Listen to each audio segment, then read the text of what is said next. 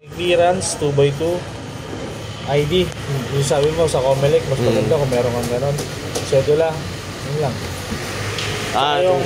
Tsaka yung ano, So wala na to, ano kasi sabi nung mga nandun, toda-toda pa public to. to boss, public to, public. Mali. Ibig sabihin, pampasahero to.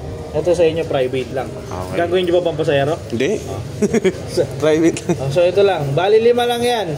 Barangay, 2x2, ID, cedula, tapos yung certification galing sa kasa. Sa kasa. Na nakapangalan sa misis mo ha. Sa misis ko. Tapos lahat ng supporting sa misis mo yun. Okay. Yung barangay clearance po, okay na po kung 2022 na? Kailangan latest. Siyempre, Okay. Ang nakalagay doon, private e-trike registration, yung pinaka Na purpose ng barangay. Alam naman ang big na yun. Okay. Salamat, sir.